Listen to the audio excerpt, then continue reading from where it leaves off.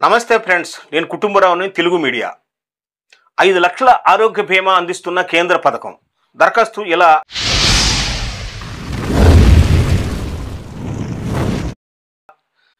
వయోవృద్ధుల కోసం ఆయుష్మాన్ భారత్ ప్రధానమంత్రి జన్ ఆరోగ్య యోజన పథకం ప్రజల్లో సరైన అవగాహన లేక ఆదరణకు నోచుకొని వైనం. సద్వినియోగం చేసుకోవాలంటున్న అధికారులు వృద్ధాప్యంలో ఉన్న వారికి ఆరోగ్య భరోసాను అందించేందుకు కేంద్ర ప్రభుత్వం ప్రారంభించిన ఆయుష్మాన్ భారత్ ప్రధానమంత్రి జన్ ఆరోగ్య యోజన. ఈ పథకంలో చేరేందుకు వయోవృద్ధులు అంతగా ఆసక్తి చూపటం లేదు. 70 సంవత్సరాలు పైబడిన వృద్ధులకు ఆర్థిక స్థితిగతులతో నిమిత్తం లేకుండా 5 లక్షల ఆరోగ్య బీమాను అందించే ఈ పథకాన్ని ప్రధానమంత్రి నరేంద్ర మోదీ గత ఏడాది 30న ప్రారంభించారు. అయితే ఈ పథకంపై ప్రజల్లో సరైన అవగాహన లేక అంతగా ఆదరణకు నోచుకోలేదు. దరఖాస్తులు ఏబీపీఎంజేఏవై పథకంలో లబ్ధి పొందేందుకు పిఎంజేఏవై ఆయుష్మాన్ యాప్లో దరఖాస్తు చేసుకోవాల్సి ఉంటుంది.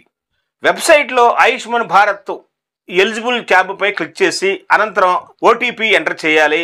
కేవైసీ కోసం పూర్తి వివరాలు ఎంటర్ చేసి ఆమోదం కోసం వేచి ఉండాలి. ఆయుష్మాన్ కార్డు సిద్ధమైన తర్వాత అధికారిక ఆమోదం లభించిన వెంటనే బీమా కార్డును మీరు డౌన్లోడ్ చేసుకోవచ్చు. ప్రయోజనాలు ఇవి. ఈ పథకంలో చేరిన వారికి సంవత్సరానికి ఒకసారి కనీసం 5 లక్షల వైద్య సహాయం అందుతుంది.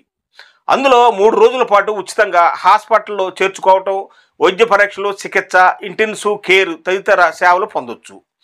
ఉచితంగా మెడిసిన్, వసతి, పోషకాహారం వంటి సేవలు సైతం లభిస్తాయి.